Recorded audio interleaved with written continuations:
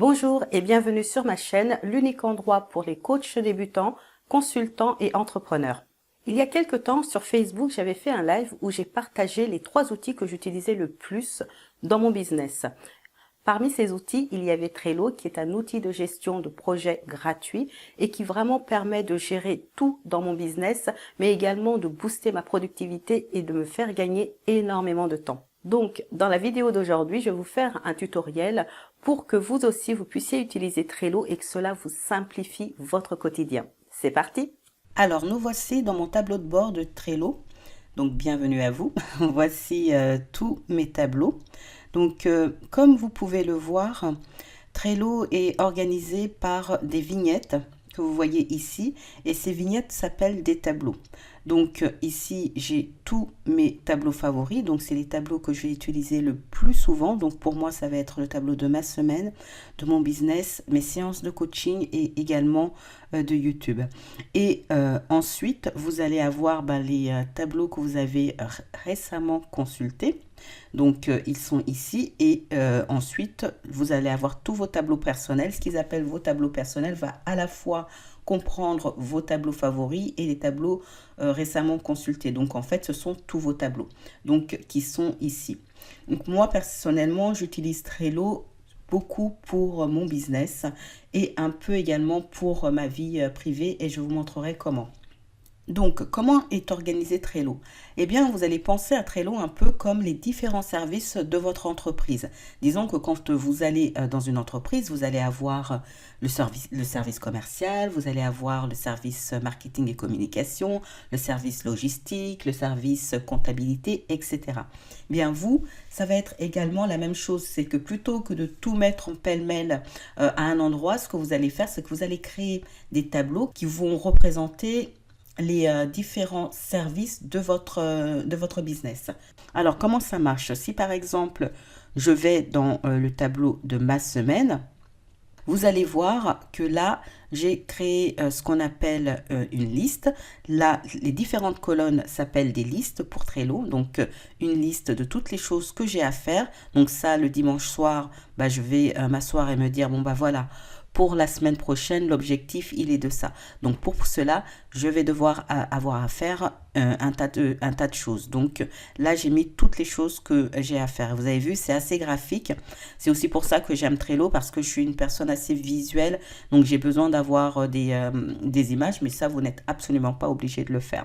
Et puis ensuite, j'ai créé des listes qui sont les jours de la semaine, forcément, avec ce que je veux faire le matin et ce que je veux faire l'après-midi. Donc, une fois que j'ai créé toutes les choses que j'ai à faire, donc ma to-do list, je vais par exemple me dire que je dois créer ma vidéo pour Trello, je vais la faire peut-être le lundi matin. Donc là, je vais le mettre le lundi matin.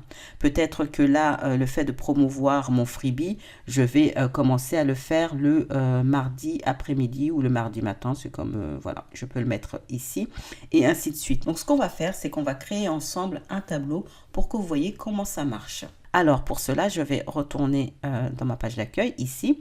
Et pour pouvoir créer un tableau, eh bien, vous allez arriver à la fin de votre liste de tableaux et vous allez créer tout simplement un tableau.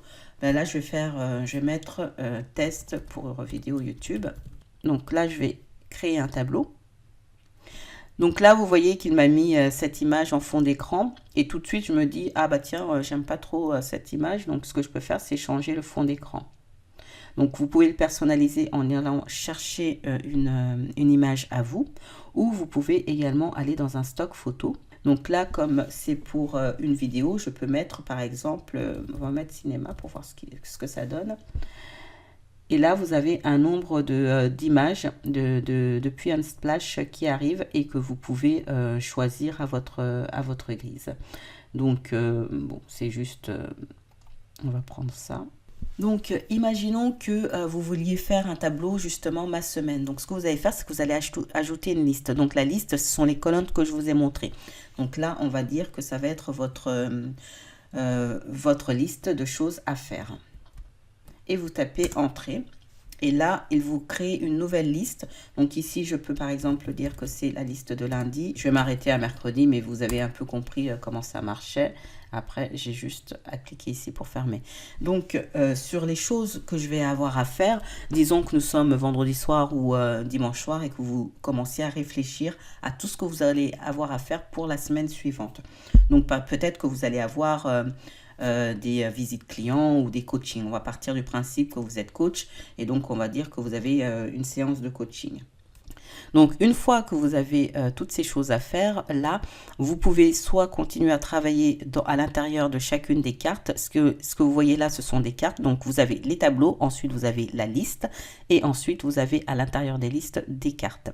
Donc, ou sinon, vous pouvez déjà aller les placer là où vous voulez les mettre. Donc, si par exemple, j'ai un coaching le mardi avec Émilie, je vais le mettre ici.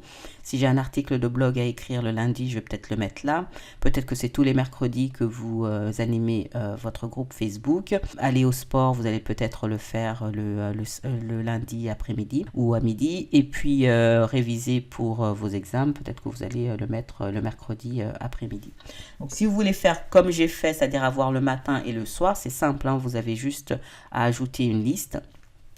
Donc là, par exemple, l'article de blog, c'est peut-être le matin que vous voulez le mettre. Donc vous allez le mettre là. Et aller au sport, ça va peut-être être l'après-midi.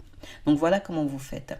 Ensuite, à l'intérieur de chacune des cartes, vous pouvez faire des choses. Donc ici, par exemple, vous cliquez dedans et vous allez voir que vous avez un nombre de possibilités.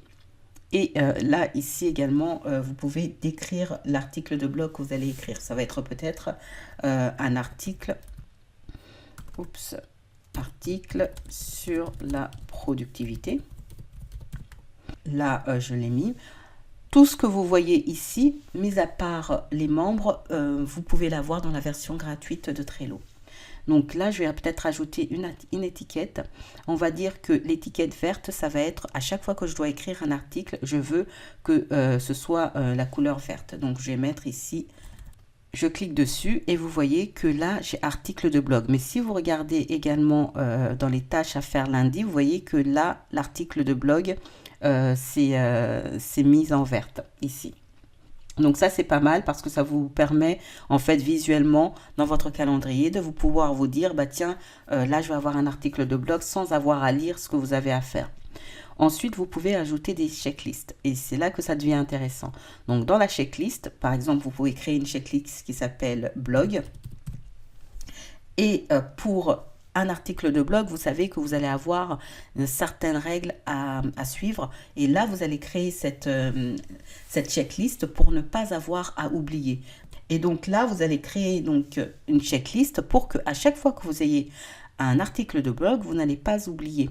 Et lorsque vous allez faire des choses, une fois que vous aurez fait, par exemple, mettre les titres, vous les avez fait, vous cochez dessus et vous voyez que 25% des choses ont été faites.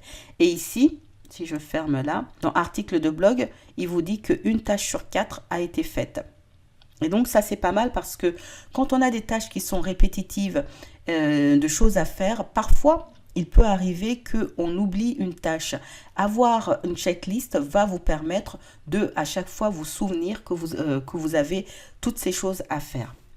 Vous pouvez mettre également une date limite. Par exemple, écrire cet article de blog doit être fait pour le 28, on va dire. Ensuite, vous pouvez mettre une couverture à cette carte.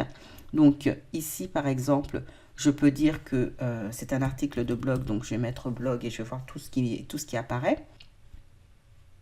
Donc là, par exemple, voilà, j'ai mis cela et vous voyez que ici, le matin, écrire article de blog, vous avez une image qui s'est mise. Vous voyez également la date. Puis, vous allez avoir ce qu'on appelle les power-up. Donc là, c'est vraiment quelque chose qui est fait pour pimenter vos cartes. Donc là, dans la version gratuite, sachez que vous avez droit à un power-up par tableau. Et ensuite, dans la version Gold, vous en avez 3. Et dans la version Business, vous avez vraiment une multitude. C'est illimité.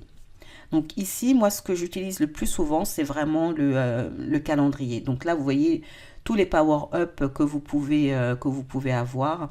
Vous pouvez synchroniser avec Google Drive, par exemple, avec Slack.